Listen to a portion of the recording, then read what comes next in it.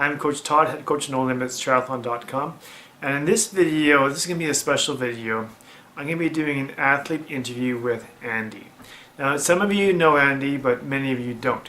And so this is a special opportunity to just have a quick chat with him and see how he's doing as he's leading up to his Ironman. So I think it's going to be a pretty cool interview. I'm pretty excited about it. It's something I've been kind of thinking about doing for a while, but I know it's hard to get you and me in the same place at the same time sometimes. So thank you very much for joining me today, Andy. Hey, you're welcome, Coach Todd, anytime.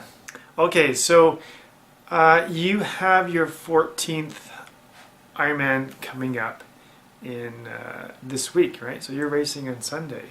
Are you pretty excited for it? You know what, it's pretty crazy, right? 14 is a big number, but you know what? I'm pretty pumped for it.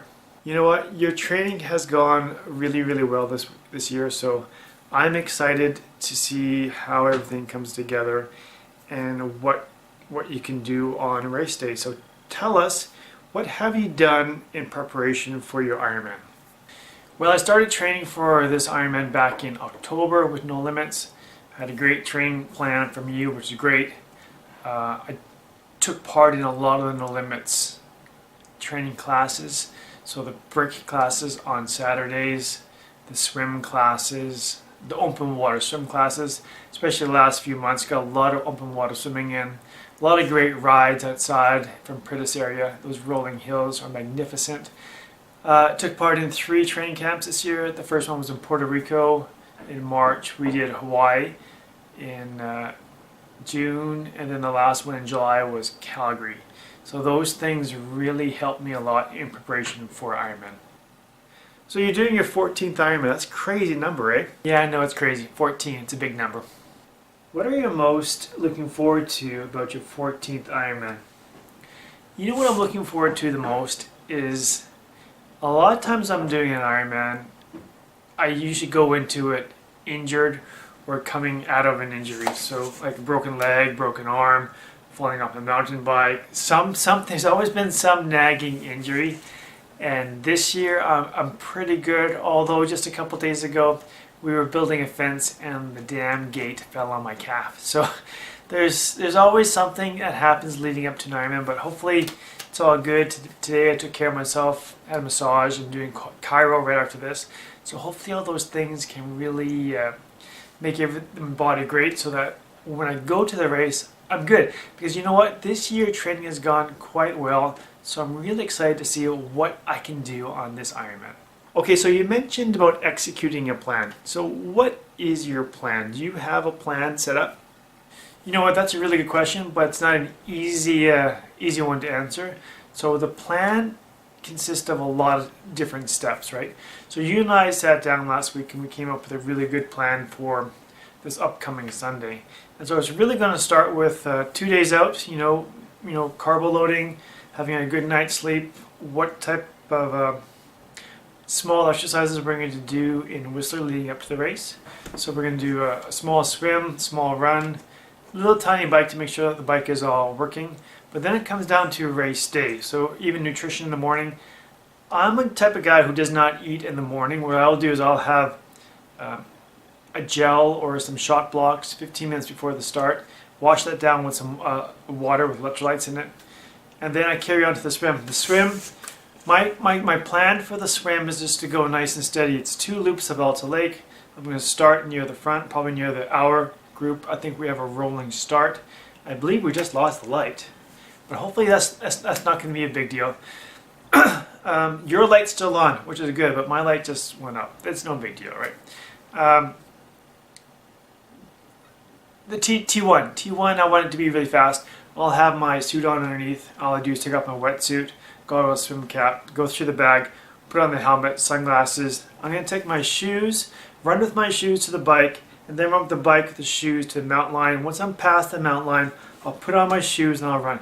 The reason why I do that in Whistler is because the transition or the run from the bike to the mountain line is relatively long, and I can do that faster in barefoot than I could in bike shoes.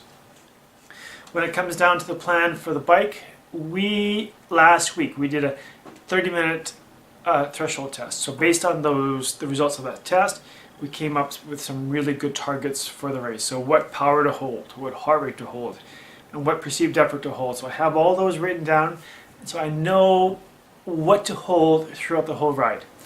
And when we go up the hills, there's lots of elevation in Whistler when I'm going up. Obviously, I'm not going to be a little bit higher than those goals, but not too much. When I'm coming down, there's no way I can hold those power targets. But my focus on coming down the hill is trying to get compact, get aero, and try to be as quick as I can, as safe as I can coming down those hills and staying in control. The forecast looks for no rain, so that should be really, really good so that we won't have to worry about slipping around the corners.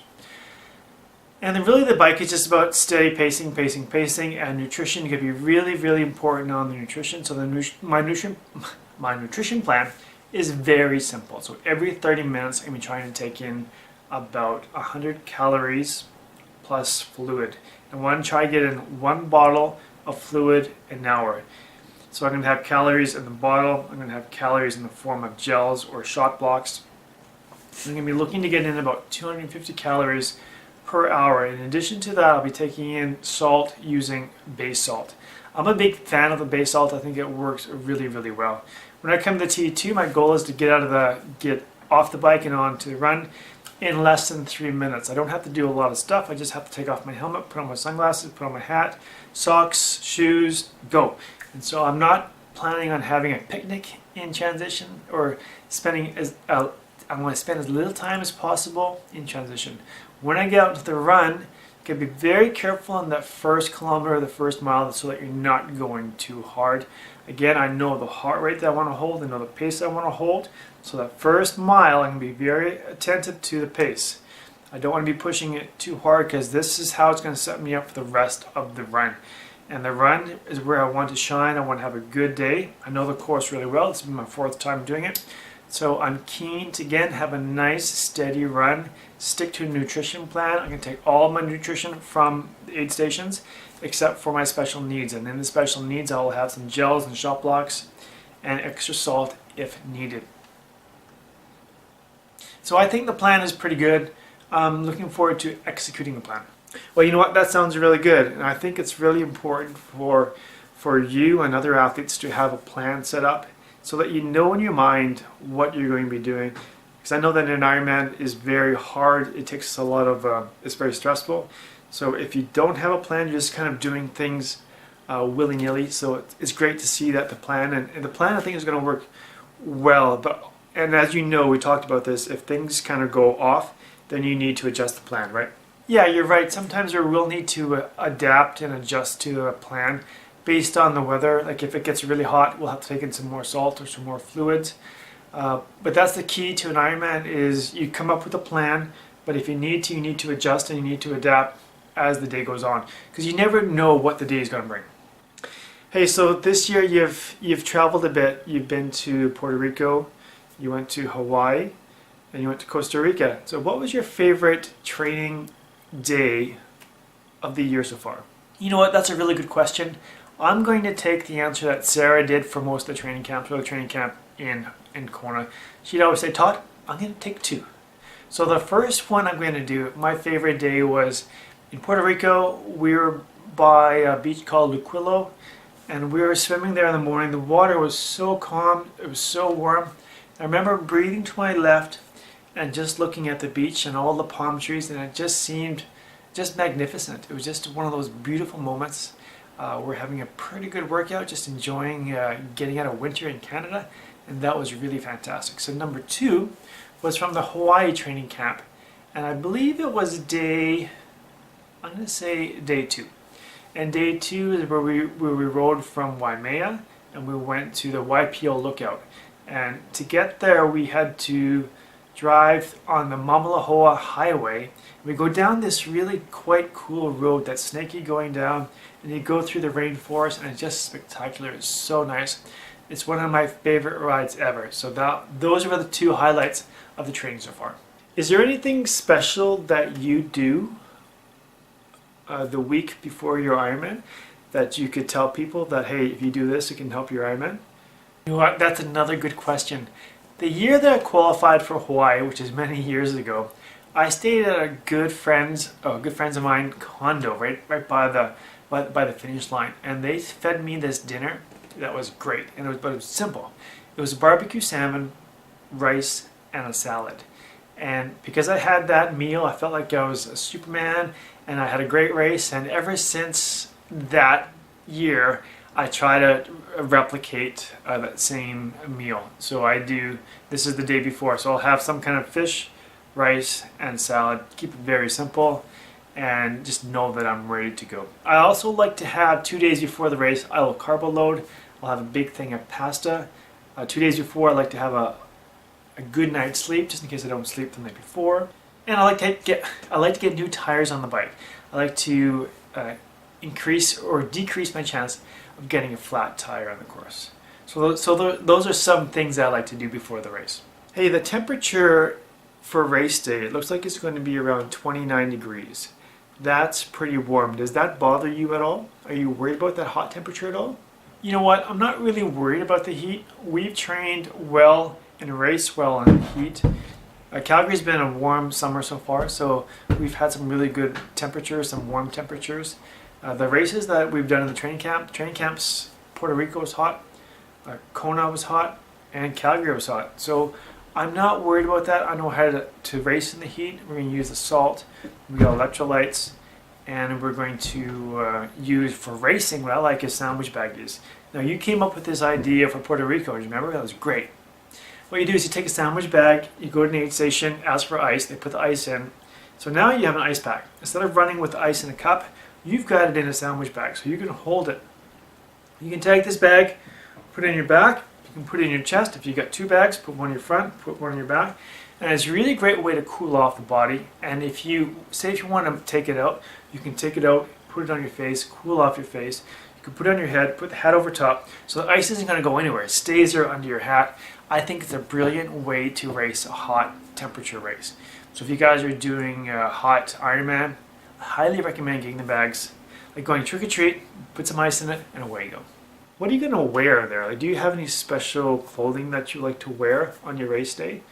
What am I going to wear? I'm going to keep it relatively simple. Last year I raced in a onesie, so one piece. And you know what? I liked it pretty good, but I found it was hard with the pockets in the back. So I really have to come up with a strategy for nutrition to get that in. So I use a bento box on my bike, and whatever is in the back of my pockets in the onesie, I don't really go for it. I like it because you feel super pro, super fast. I don't like it because it's difficult to go to the washroom, obviously. It just takes a lot of effort to do that.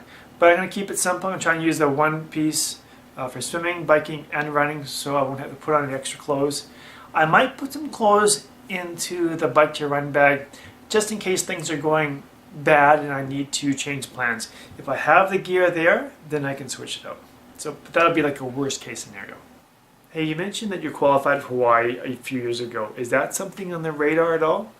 You know what? Kona is always on the radar. I think whenever you do race Ironman and you're at a certain level of fitness, it's always in the back of your head. You think, well, maybe this is the year. But you know what? I qualified for the 7.3 World Championships in Chattanooga, and so that's really the key race for me. So it's not that close on the radar, but I'm not going to lie and say it's not on the radar. Are you doing anything else before Chattanooga? I know you have one more thing planned. What is that? Yeah, after Ironman, I'm going to be doing Run the Grand Canyon. Your athlete, Johan, is running the rim to rim to rim, and he told me about it. You know what? I got so excited. I said, hey, Johan, can I join you? I'd love to do that. I want to go the rim to rim to rim too. But then I qualified for Chattanooga, and I realized, you know what? I can't do the rim to rim to rim, so I'm just going to go to rim and then call it a day. But it's going to be a lot of fun. You know what? That sounds awesome. Maybe I'll come and join you guys there. You know what? I think you should come. There's going to be space where I'm staying. You should totally come. Hey, thanks, man. I appreciate it. Hey, you're welcome. No problem. Okay, one more question for you, Andy. If you could give a tip to a new triathlete out there who's doing Ironman for the first time, what would you say? You know what? That's a really great question, and I'm going to answer it with 2 answers. The first one is to go slow. Ironman is a really long way to go. And so whenever you're racing, try to think about having your effort in the 70% range. So if you feel like you're in the 80%, you're going too hard. Back off to the 70 and just go nice and smooth. You want to be at a pace where you can go, it's your all day long pace, right? And then when you're going at your all day long pace, focus on getting in the calories too. Like not too much, stick to your plan because you don't want to overdo it either. But that's the biggest thing is going at a good pace. The second one, and this is the one that I really like, is to race with an attitude of gratitude. What that means is when you're out there and you're struggling, and you will struggle, everyone comes to a point in a race where they go, oh man, I hate this, why am I doing it? So sometimes you're up here and then you just drop down to here. And you need to get yourself from here back up to here. And the way I do it is I look around at the beauty of where I'm at and say, look where I'm at. So for example, when I did, what shirt is this? Puerto Rico. When I did Puerto Rico, my run, it didn't feel so good. And so I started feeling sorry for myself. It didn't last long because what I did is I looked around, I looked at the ocean, and then I looked ahead of me and I saw the fortress, and I go, look at this place. This place is magnificent. So even if you're not performing your best, look around you what you get. Focus on the beauty, focus on everyone doing the race, focus on great volunteers. All that stuff can take away your negative energy and your pain, and before you know it, you move from down here to up here, and then you're moving along at a great time. And it goes by pretty fast. So those are two things newbies can think about. One, staying at 70%, very low effort, right? Your all-day pace. And number two, race with an attitude of gratitude. You know what, Andy? Thank you very much for joining me. I wanted to do this chat with you for a long time, and so it's great that we captured it on video. So thank you very much. Hey, you're welcome. Anytime.